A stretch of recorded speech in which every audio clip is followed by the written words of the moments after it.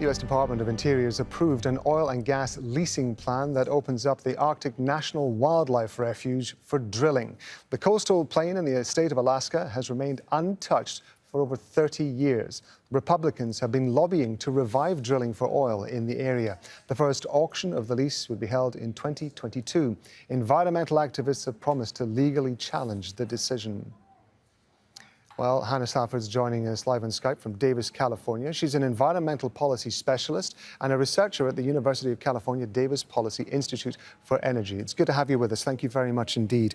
Tell us, first of all, why this particular area is so important environmentally. Well, this particular region is very important environmentally. It's also important economically. From an environmental standpoint, it is often referred to this region of the Alaska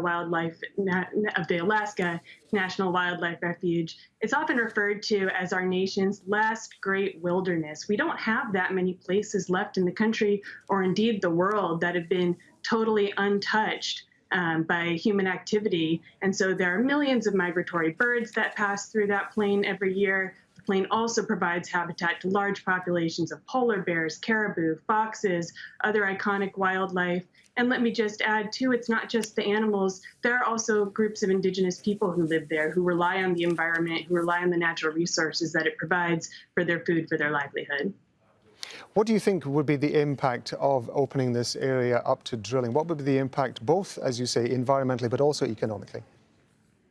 Sure. So on the environmental side, this is the part that all the headlines are talking about. On the environmental side, we're already seeing massive climate change on a global scale. There have been examples actually just this year about climate change in the Arctic. The Arctic saw record-breaking temperatures this year, getting up into the 90s and even triple digits. We're seeing massive heat waves across other parts of the world and the country as well. I'm sitting here in Davis, California. I'm in my house. It's 107 degrees outside. We're looking to hit 110 degrees in the area later today, probably tomorrow. And doing more drilling is just going to accelerate that. When you do drilling, it helps destabilize soils, it helps destabilize coastlines. That creates positive feedback loops in the drilling process itself that accelerates climate change, not to mention the additional methane, the additional greenhouse gas emissions that you get from burning the fossil fuels that you access.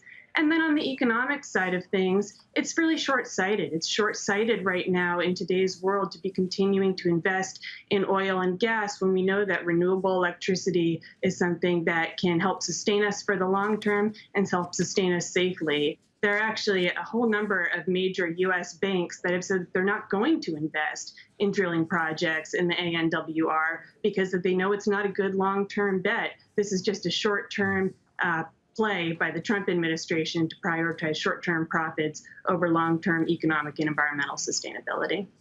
Environmental activists have promised to legally challenge this. Do you think that there's any room for activists to take action over and above a legal action?